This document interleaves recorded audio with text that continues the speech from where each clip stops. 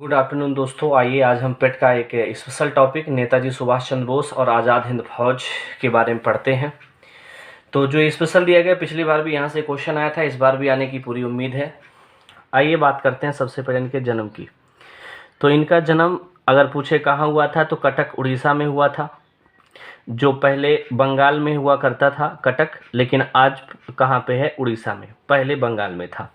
कब हुआ था पूछ ले तो 23 जनवरी 1897 को कटक उड़ीसा में हुआ था। और बात करें पिता का नाम इनके क्या था तो जानकी दास बोस था, जो उच्च धनी वर्ग थे, जानकी दास बोस। और माता का नाम पूछ लिया जाए तो प्रभावती देवी इनकी माता का नाम था। ठीक है, ये स्वामी विवेकानंद से बहुत ज़्यादा प्रभावित थे, उनकी बहुत सारी किताबें पढ़ा करते थे। आइए और बात करते हैं। तो ये जो थे शुरू में ही 1915 में इन्होंने अपनी वकालत की डिग्री पूरी कर ली थी और 1919 में कहाँ गए हैं? लंदन। क्या करने के लिए? आईसीएस, जो उस समय आईएएस आज कहलाता है, आईसीएस की परीक्षा तैयारी करने हेतु, आईसीएस की परीक्षा हेतु, इंडियन सिविल सर्विस की परीक्षा हेतु कहाँ गए थे? तैयारी करने हेतु कहाँ पहुँचे? इंग्लैंड गए। और जब लंदन पहुँचे तो 1920 में इन्होंने आईसीएस की परीक्षा दी। आईसीएस की परीक्षा दी। ये बचपन से ही पढ़े लिखे होशियार थे, बहुत ज़्यादा पढ़ने में तेज थे और 4th रैंक लेकर के आए। कौन सा रैंक ले आए? 4th रैंक लेकर के आए। और 1921-20 में आईसीएस की परीक्षा दी, लेकिन ये इनका मन पढ़ने में नहीं लगता था। ये तो अपने माता पिता के दबाव से ये आगे गए और जब वहाँ पहुँचे तो ये पास हो गए, पढ़े लिखे, मेहनत किए। लेकिन ये 1921 में इनका मन नहीं लगा, देश की सेवा में इनका मन था। 1921 में क्या दे दिया? त्यागपत्र दे दिया। किससे? आईसीएस की परीक्षा से त्यागपत्र दिए। और 1921 में ही क्या ग्रहण कर लिए? कांग्रेस की सदस्यता। कांग्रेस की सदस्यता क्या किए? ये ग्रहण की। आइए और आगे बात करते हैं। जब 1921 में कांग्रेस की सदस्यता ग्रहण किए तो उस समय 1921 में असहयोग आंदोलन चरम पे चल रहा था। असहयोग आंदोलन में शामिल हो गए। गांधी जी ने असहयोग आंदोलन की घोषणा की थी, असहयोग आंदोलन में क्या हुए? शामिल हुए। और जैसे ही असहयोग आंदोलन में शामिल हुए 1922 में चौरी चौरा क्या हो जाता है? चौरी चौरा कांड हो जाता है। चौरी चौरा कांड हो जाता है। और जैसे चौरी चौरा कांड होता है, गांधी जी ने आंदोलन क्या कर लिया? वापस ले लिया। आंदोलन वापस लिया। और सुभाष चंद्र बोस उस समय खून, अब बताइए 21-22 साल के थे, खून गर्म इंसान है, तो इन्होंने क्या किया? खून गर्म था तो इन्होंने तुरंत गांधी जी से गुस्सा आए और गांधी जी को एक बात बोले। क्या कथन बोले गांधी जी से? जिस समय जनता का उत्साह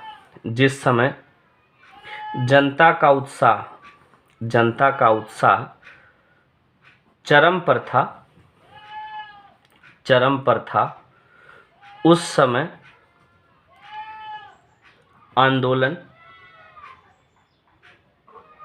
वापस लेना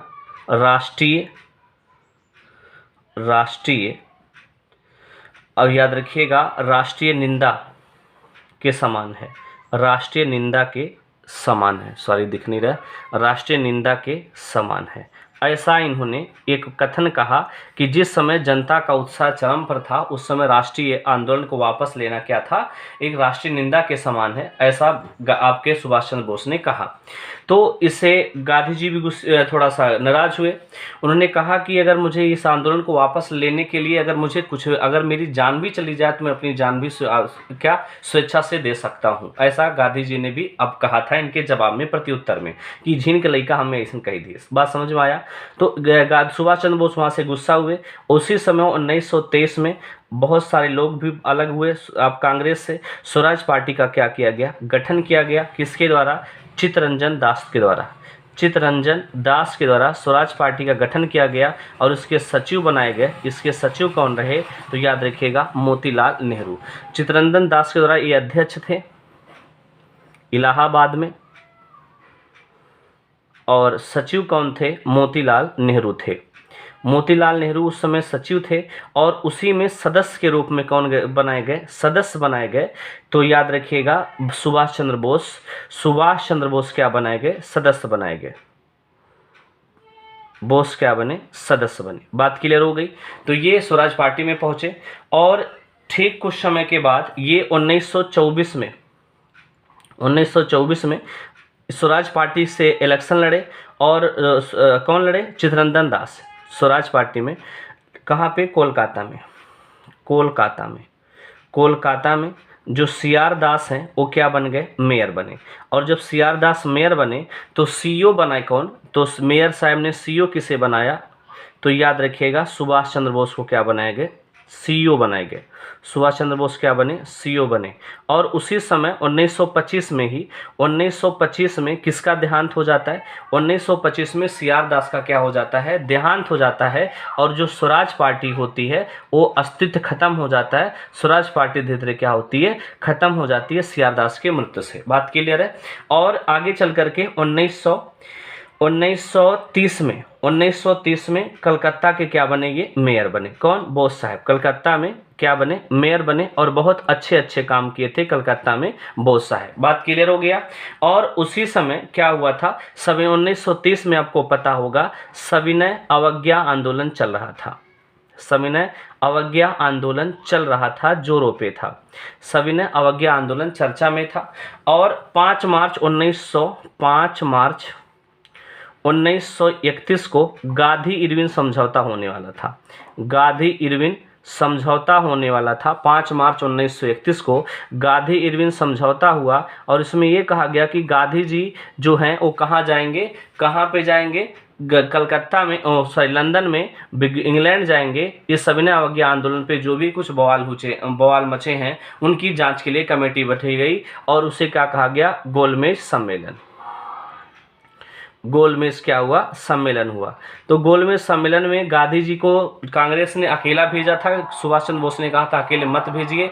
अकेले अगर वहाँ पे 50 लोग हैं, गांधी जी कांग्रेस की तरफ से एक हैं, तो लोग 50 लोग दबा देंगे गांधी जी की बातों को। लेकिन कोई इनकी बातें नहीं मानी। और इसलिए जब गांधी जी वहाँ द्वितीय गोलमेज सम्मेलन में जब इंग्लैंड पहुँचे तो गांधी जी के साथ बिल्कुल ऐसा हुआ जैसा सुभाष चंद्र बोस ने कहा था। इसीलिए सुभाष चंद्र बोस गांधी जी से और कांग्रेस से क्या हो गए, नाराज हो गए। बात क्लियर हो गया। आगे आइए बढ़ते हैं। और क्या हुआ, 1934 में गांधी जी ने किताब लिखी थी, तो सुभाष चंद्र बोस ने। तो बोस की किताब कौन सी है, बुक कौन सी है, तो इन्होंने 2 बुक लिखी है। एक बुक का नाम है द इंडियन स्ट्रगल, एक किताब ये है। और एक है इंडियन पिलग्रीम। ये 2 किताब याद रखिएगा। इन्होंने 2 किताब लिखी है। द इंडियन स्ट्रगल ये 1934 में आई थी। 1920 से 1934 के समय जितनी भी घटनाएं घटी हैं द इंडियन स्ट्रगल में इन्होंने लिखी है। बात क्लियर है। आइए आगे बढ़ते हैं। तो धीरे 1938 में जब गांधी जी की, जब सुभाष चंद्र बोस की बात ये लोग नहीं माने और बिल्कुल वही बात वहाँ पे हुआ, तो गांधी जी का थोड़ा पावर बढ़ गया कि सुभाष चंद्र बोस का थोड़ा पावर बढ़ गया कि सुभाष चंद्र बोस जो है ये सही कह रहे थे, ये इनको नॉलेज इनके सबके बारे में है। तो 1938 में हरिपुरा अधिवेशन में, हरिपुरा क्या हुआ, हरिपुरा का अधिवेशन हुआ, हरिपुरा कांग्रेस अधिवेशन हुआ। उसमें इनको क्या बना दिया गया, कांग्रेस अधिवेशन में अध्यक्ष पद पर बैठाया गया। किनको, इस सुभाष चंद्र बोस को। बात क्लियर हो गया। तो अध्यक्ष पद पर बैठे कौन, सुभाष चंद्र बोस। बोस साहब क्या हुए, अध्यक्ष बन के बैठे। और बात करते हैं 1 साल बाद, और उसी समय जब ये अध्यक्ष हुए तो इन्होंने बहुत अच्छे काम किए। अच्छे काम ये किए कि इन्होंने कहा कि एक सेना बनाया जाए और भी चीजें किया जाए जिससे हम आज़ादी जल्दी पा सकें। बात समझ में आया। लेकिन गांधी जी अहिंसावादी थे और ये हिंसा पे विश्वास रखते थे। तो हमें चाहे जिस तरीके से हमें आज़ादी मिलना चाहिए तो मिलना चाहिए, बोस का कथन था। बात क्लियर है। और इसीलिए 1939 में जब कांग्रेस का अधिवेशन होना था त्रिपुरी कांग्रेस अधिवेशन जब होना था, उस समय भी क्या हुआ, कांग्रेस त्रिपुरी अधिवेशन में भी इन्होंने अपना पर्चा भरा। किसके लिए, अध्यक्ष पद के लिए पर्चा भरा। और गांधी जी ने भी एक आदमी को भरा जिसका नाम था पट्टाभी सीतारमैया। पट्टाभी सीतारमैया। और जब 2 लोग आ गए तो इलेक्शन हुआ, तो इसमें क्या हो गया, पट्टाभी सीतारमैया गांधी कैंडिडेट हार गए और विजय कौन हुए, बोस साहब क्या हो गए, विजय हो गए और अध्यक्ष के पद पर ये बने। लेकिन गांधी जी इससे नाराज हो गए, गांधी जी को गुस्सा आया और लोग गांधी जी थोड़ा 2-3 दिन कुछ मनमुटाव रहा गांधी जी के बीच और सुभाष के बीच। तो सुभाष चंद्र बोस ने कहा, अरे भैया लाओ हम इस्तीफा दे देते हैं। किस पद से, अध्यक्ष पद से इन्होंने क्या दे दिया, इस्तीफा। और इस्तीफा देने के बाद किसको बनाया गया, पिछली बार के पेट में ये क्वेश्चन आया था, डॉक्टर राजेंद्र प्रसाद को क्या बनाया गया, अध्यक्ष बनाया गया। इंपॉर्टेंट क्वेश्चन ये है कि इस्तीफा देने के बाद कौन अध्यक्ष बने थे, डॉक्टर राजेंद्र प्रसाद। बात क्लियर हो गई। आइए और बात करते हैं। सुभाष चंद्र बोस ने कांग्रेस ही छोड़ दिया और कांग्रेस जैसे छोड़ा 1939 में ही इन्होंने किसकी स्थापना कर दी, फॉरवर्ड ब्लॉक की स्थापना की। 1939 में ही फॉरवर्ड ब्लॉक की क्या कर दी, स्थापना कर दी। कौन, सुभाष चंद्र बोस ने। बात क्लियर हो गया। और बात करते हैं 1940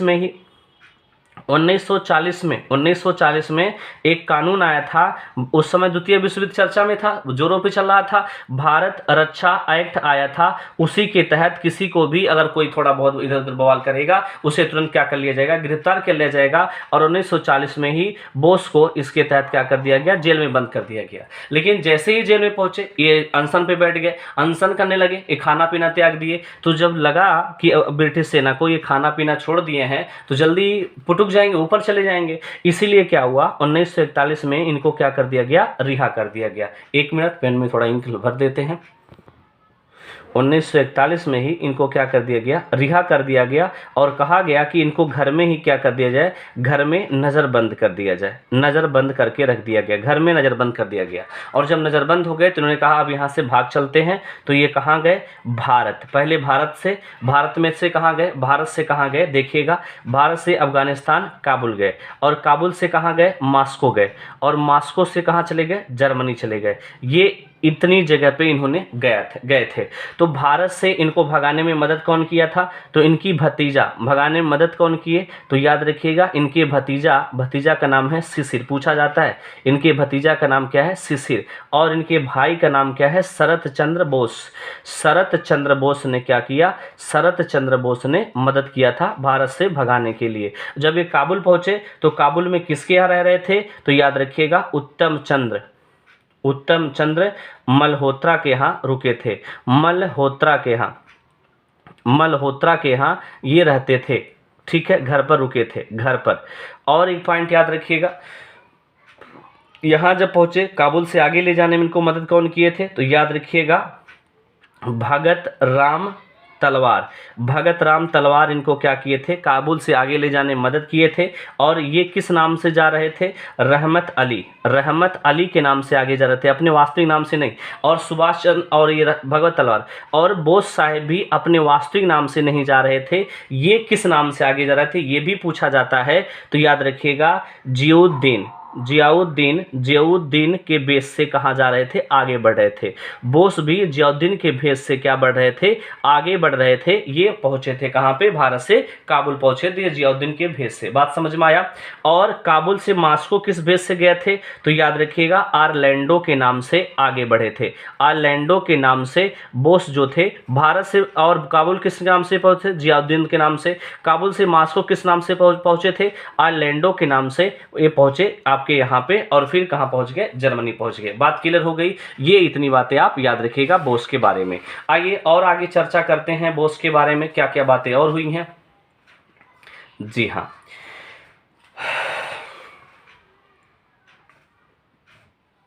जी चर्चा कर लिया जाए, हम वहां तक पहुंच चुके थे। आइए और पॉइंट की चर्चा करें। और उस समय बात करते हैं जब वहाँ पहुँचे तो वहाँ पे किसका गठन किए, आज़ाद हिंद संघ का क्या करते हैं, जर्मनी में गठन करते हैं। याद रखिएगा जिसे फ्री इंडिया सेंटर भी कहा जाता है, फ्री इंडिया सेंटर भी कहा जाता है। जर्मनी में इन्होंने क्या किया, गठन किया, जर्मनी की बर्लिन में। क्लियर है, ये बात याद रखिएगा। इसमें क्या हुआ था, याद रखिएगा ये आज़ाद हिंद संघ से ये होता था, इनका क्या उद्देश्य था, विदेश में रहकर भारत की आज़ादी का प्रचार करना। विदेश में रहकर भारत की आज़ादी, भारत की आज़ादी का प्रचार प्रसार करना, ये याद रखिएगा, इन्होंने ऐसा किया था। बात समझ में आया? तो इसके लिए इन्होंने क्या किया, सेना गठन किया। ये पहले कह रहे थे सेना बनाइए पहले, तो फ्री इंडियन लीजन सेना, फ्री इंडियन लीजन सेना का क्या किया, गठन किया। कौन, इन्होंने। और इसमें कौन, 4500 सेना इसमें क्या हुए, शामिल हुए। और ये सेना वहाँ कौन पा गए, तो याद रखिएगा जो ये उत्तरी अमेरिका से वो आपके उत्तरी अफ्रीका से बहुत सारे सैनिक जो थे ये कैद कर लिए गए थे। किसके द्वारा, तो याद रखिएगा जर्मनी के द्वारा, क्योंकि ब्रिटिश सेना थे ये लोग, तो जर्मनी के द्वारा ये लोग क्या कर गए थे, बहुत सारे भारतीय कैद कर लिए गए थे उत्तरी अफ्रीका से, और वहाँ पे थे। तो वहाँ से इन्होंने इन सभी को छुड़वा करके और एक सेना का गठन किया। बात समझ में आया? और सेना का गठन किया तो नारा भी दिया। क्या नारा दिया, जय हिंद का नारा दिया था। याद रखिएगा, यहीं जर्मनी में ही जय हिंद का क्या दिए थे, नारा दिए थे। और बात करते हैं इनके झंडे का क्या था, तिरंगा ही झंडा था, लेकिन वहाँ पे चक्र की जगह क्या था, याद रखिएगा चरखा। पहले चरखा हुआ करता था, चरखा की जगह क्या था, उछलता हुआ शेर हुआ करता था। क्लियर है? और बात करते हैं गान क्या था, वही जनगण मन ही था। जन गण मन ही क्या था, राष्ट्रीय गान था। और हिटलर ने, जब ये हिटलर से मिले, जर्मनी में हिटलर से मिले, तो हिटलर ने इनको नेता की उपाधि दी। किसकी उपाधि दी, नेता की उपाधि। अब ये सुभाष चंद्र बोस का नाम हो गया नेताजी सुभाष चंद्र बोस। ये बातें आपको याद रखना, जब ये जर्मनी में हिटलर से मिले थे तो इन्होंने इनको क्या उपाधि थी, नेता की। बात समझ में आया? और ये इन्होंने क्या गठन किया आगे चल करके, आज़ाद हिंद फौज का क्या किया, गठन किया। आइए इनको भी निपटा लेते हैं।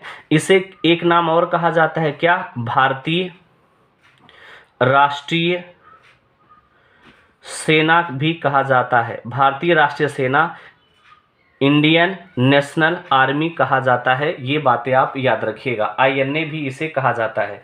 इसका गठन किसने किया था, तो ये आईएनए की बात करते हैं। देखिएगा उस समय क्या हुआ था, उस समय जापान और ब्रिटेन के बीच द्वितीय विश्व युद्ध चल रहा था। तो उसी समय जापान के लोगों ने, एक सैनिक थे, भारतीय सैनिक, जिनका नाम था कैप्टन मोहन सिंह। कैप्टन मोहन सिंह को क्या कर लिए थे, गिरफ्तार कर लिए थे।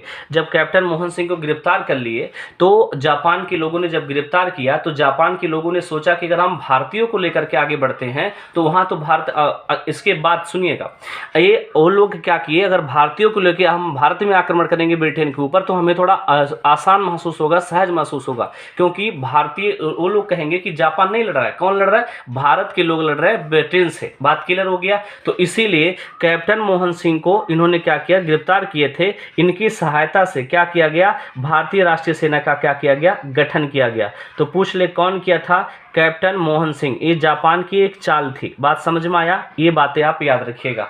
और बाद में क्या होता है, कैप्टन मोहन सिंह जब थोड़ा अपने और सैनिकों को इकट्ठा किए तो जापान को लगा कि क्या पता ये आगे चल करके हम ही को, हमारे ही खिलाफ युद्ध लड़ना शुरू कर दे। इसीलिए कैप्टन मोहन सिंह को इन्होंने दोबारा क्या कर दिया, गिरफ्तार कर दिया था। बात क्लियर हो गई? तो इसके लिए इन्होंने किसको इसका बैकडोर संभालने के दे दिया, तो बाद में इस भारतीय राष्ट्रीय कांग्रेस का बैकडोर कौन संभाले, तो याद रखिएगा रास बिहारी बोस संभाले। उसी समय ये जापान में थे, रास बिहारी बोस इसको संभालते हैं। और रास बिहारी बोस ने इसका क्या नाम दे दिया, आज़ाद हिंद फौज नाम दे दिया। तो इसे क्या कहा गया, पुनर्गठन किया गया। अगर पूछ ले पुनर्गठन किसने किया था भारतीय राष्ट्रीय सेना का, तो रास बिहारी बोस ने। और रास बिहारी बोस बूढ़े हो चुके थे, तो बाद में ये सुभाष चंद्र बोस को पत्र लिखते हैं और सुभाष चंद्र बोस जापान पहुंचते हैं। और जापान में इन्होंने क्या किया, आज़ाद हिंद फौज का गठन कर दिया। आज़ाद हिंद फौज का गठन किया। ये इसका पुनर्गठन किए थे। तो आज़ाद हिंद फौज का गठन किसने किया, तो नेताजी सुभाष चंद्र बोस ने किया था। बात समझ में आ गया, कैसे कैसे क्या रीजन है, आपको समझ में आया? तो नेताजी ने इस भारतीय राष्ट्रीय सेना को क्या नाम दे दिया, आज़ाद हिंद फौज नाम दे दिया। क्लियर हो गया? ये बातें याद रखना है आपको। और इसका मुख्यालय कहाँ पे बनवाया, तो याद रखिएगा इसका मुख्यालय कहाँ बना, रंगून बना। इंपॉर्टेंट लाइन ये आपको याद रखनी है। बात क्लियर हो गया? तो अगर आपसे पूछे कैप्टन मोहन सिंह उस समय जब ये तीनों लोग मिले थे, कौन कौन थे, ज्ञानी प्रीतम सिंह और एक नाम और आपको याद रखना है, मेजर फ्यूजियामा। ये तीनों लोग मिलकर के ये तीनों लोग मिलकर के ये सेना बनाए थे, लेकिन मेन योगदान किसका था इसमें?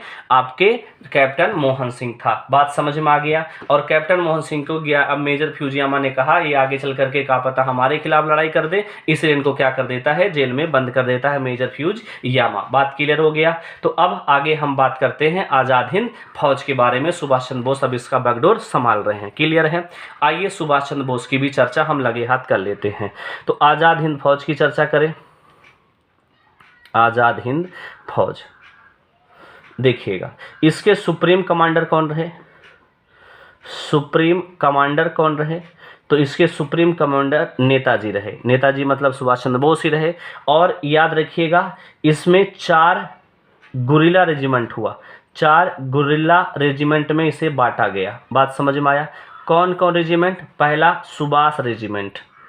सुभाष रेजिमेंट इसके नेतृत्व कौन कर रहे थे पूछा जाएगा, तो याद रखिएगा शहनबाज खान पूछा जाता है। शहनबाज खान इसका नेतृत्व कर रहे थे। दूसरा पूछ ले तो याद रखिए गांधी रेजिमेंट। गांधी रेजिमेंट की बात करें तो इसका नेतृत्व कौन कर रहा था? एम जे याद रखिए कियानी। एम जे कियानी इसका नेतृत्व कर रहे थे। तीसरा नेतृत्व हाँ नेहरू रेजिमेंट था। इसके नेतृत्व कौन कर रहे थे? अजीज खान इसके नेतृत्व कर रहे थे। चौथा क्या था? हाँ आज़ाद रेजिमेंट था। इसके नेतृत्व कौन कर रहे थे? गुलजार सिंह कर रहे थे। गुलजार सिंह इसके क्या कर रहे थे? नेतृत्व कर रहे थे। बात समझ में आया? और एक महिला रेजिमेंट भी बनाया गया जिसका नाम था रानी झांसी रेजिमेंट। ये महिला के लिए था, महिलाएं भी सेना में भाग ले सके, महिला के लिए बनाया गया था। और इसका नेतृत्व किसने संभाला था? लक्ष्मी स्वामीनाथन। पूछा जाता है मोस्ट स्वामीनाथन। इंपॉर्टेंट लाइन आपको याद रखनी है। कब? 2 अक्टूबर 1943 को इसकी बात हुई थी। और एक प्रशिक्षण विभाग भी, क्योंकि आर्मी में भर्ती लेना है तो प्रशिक्षण जरूरी था, सिखाई जरूरी रहा। तो प्रशिक्षण विभाग के हेड जो अध्यक्ष कौन थे? मोहम्मद हबीबुर्राह जो थे, ये याद रखिए बुर्रा रहमान, ये क्या थे? ये आपके प्रशिक्षण थे। याद रखिएगा, इसको सिखाते थे सेनाओं को। और इनको एक उपाधि दी गई थी। कौन सी उपाधि? तो याद रखिएगा सेवक हिंद। क्या? सेवक हिंद। बोस ने इनको कौन सी उपाधि दी है? सेवक हिंद की उपाधि दी थी। क्यों दी थी? क्योंकि ये 1 करोड़ रुपए इस सेना को दान दिए थे। बात क्लियर हो गई।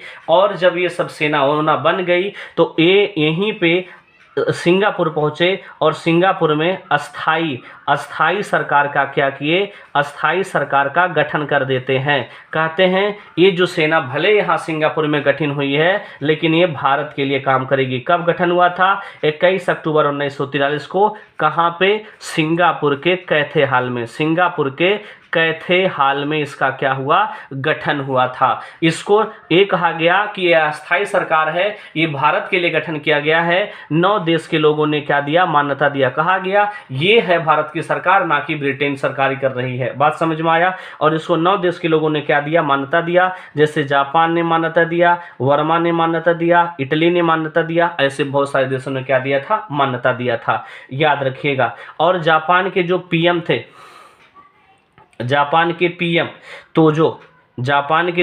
थे तोजो ने अंडमान और निकोबार, उस समय इस पे अधिकार किसका था? जापान का। अंडमान और निकोबार द्वीप को क्या दिए? दान दिए। किसको? उपहार दिए। किसको? बोस को। जब अंडमान और निकोबार द्वीप को उपहार दिया गया कि जाइए अब यहाँ आप लोग रहिए, तो अंडमान का नाम क्या रख दिया सुभाष चंद्र बोस ने? शहीद द्वीप। और निकोबार का क्या नाम रख दिया? स्वराज द्वीप। किसने रखा था? तो याद रखिएगा, अंडमान का नया नाम और शहीद द्वीप का नया नाम किसने रखा? बोस ने रखा था। ये लाइन आपको याद रखनी है, नोट बना लीजिएगा जो जो हम मुंह से बोल रहे हैं एक एक शब्द। क्लियर है? आइए और बात करते हैं। अस्थाई सरकार के जो बड़े बड़े नेता थे, स्वयं राष्ट्रपति, स्वयं प्रधानमंत्री, स्वयं वित्त मंत्रालय, जो अच्छे अच्छे पद थे कौन बने? बोस जी बने। ठीक है। और बात करते हैं वित्त मंत्रालय नहीं, सॉरी, विदेश मंत्रालय कौन किसके पास था? बोस के पास। वित्त मंत्रालय किसके पास था? तो याद रखिएगा एच.सी. चटर्जी के पास। एच.सी. चटर्जी के पास वित्त मंत्रालय था। और पूछे प्रचार विभाग किसके पास आ गया था? तो याद रखिएगा यह आपके पी. अय्यर के पास आ गया था। पी अय्यर के पास प्रचार विभाग आ गया था। बात समझ में आया। और इस अस्थायी सरकार का परामर्शदाता कौन था? परामर्शदाता माने जो सब कुछ बताए सिखाए कौन था? रास बिहारी बोस। उस समय बुजुर्ग हो चुके थे, रास बिहारी बोस, याद रखना है, इंपॉर्टेंट लाइन। बात क्लियर हो गई। आइए और आगे बात करते हैं और कुछ सीखते हैं आपने सुभाष चंद्र बोस के बारे में। आइए, जब सरकार भी बन गई तो सुभाष चंद्र बोस ने क्या किया? घोषणा कर दी। क्या घोषणा कर दी? कि भैया अब हम आक्रमण करेंगे किस पे? ब्रिटेन के ऊपर प्लस अमेरिका के ऊपर। ब्रिटेन और अमेरिका के ऊपर क्या किए? आक्रमण कर दिए। और इसके लिए बोस ने क्या चलाया? ऑपरेशन यू चलाया। ऑपरेशन यू किसने चलाया? बोस ने चलाया। मोस्ट इंपॉर्टेंट क्वेश्चन बनता है। बात समझ में आया। इन्होंने कहा कि हम वर्मा के रास्ते, कहाँ? वर्मा के रास्ते। वर्मा के रास्ते कहाँ जाएंगे? कोहिमा प्लस इम्फाल जाएंगे। कोहिमा प्लस इम्फाल जाएंगे। किसके रास्ते? वर्मा के रास्ते। तो कोहिमा पे तो इन्होंने विजय पा ली, लेकिन इम्फाल पर विजय नहीं पा पाए थे। और जब इन्होंने कोहिमा पर विजय पाई तो याद रखिएगा उसी समय मणिपुर के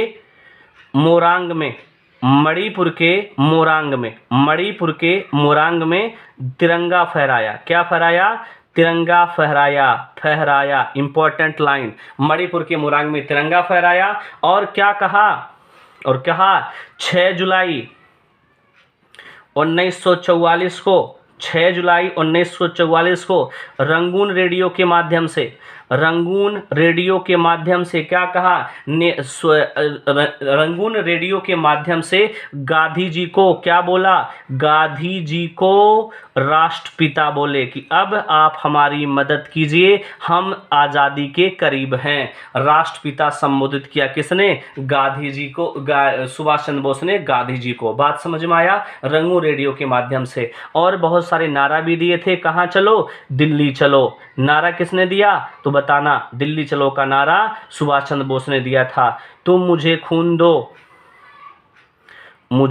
दो, मैं तुम्हें आज़ादी दूंगा। ये कहा था किसने? सुभाष चंद्र बोस ने। बात क्लियर हो गया। 2 नारा आप इनका याद रखिएगा।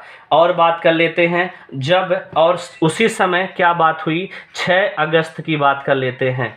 6 अगस्त 1945, 9 अगस्त 1945। जो जापान इतनी सेवा कर रहा था भारत की, तो वो हिरोशिमा और कहाँ? हिरोशिमा और नागासाकी। अमेरिका ने क्या कर दिया? परमाणु बम गिरा दिया, जिससे तबाह हो गई क्या? पूरा का पूरा जापान। और उसी समय 15 अगस्त 1945 को जापान ने क्या कर दिया? जापान ने आत्मसमर्पण कर दिया। और जब जापान ने आत्मसमर्पण कर दिया तो सेकंड वर्ल्ड वार भी क्या हो गया? खत्म हो गया। और कहा जाता है 18 अगस्त 1945 को नेताजी कहाँ जा रहे थे? टोक्यो जाते वक्त कहाँ से? ये आपके रंगून से। टोक्यो जाते वक्त कहाँ पे? ताईहोकू में विमान क्रैश हो गया। और क्रैश होने से ये जल गए। और यहीं पर एक रेडियो के माध्यम से 23 अगस्त 1945 को रंगून की रेडियो घोषणा करती है, ताईहोकू की रेडियो घोषणा करती है कि ये क्या हो गए थे? शहीद हो गए थे। ये पूरी घटना आपको हमने बताया किसके बारे में। अभी भी ये सच्चाई है कि नहीं है, भारतीय सरकार भी इस पे मौन है। अगर ये सच्चाई होता तो कुछ आगे बात किया जाएगा। लोग कहते अभी भी जिंदा है, लेकिन ऐसा तो नहीं लगता। अगर ये वीडियो आपको पसंद आए, मेहनत पसंद आए, please like, share, subscribe. Thank you, धन्यवाद।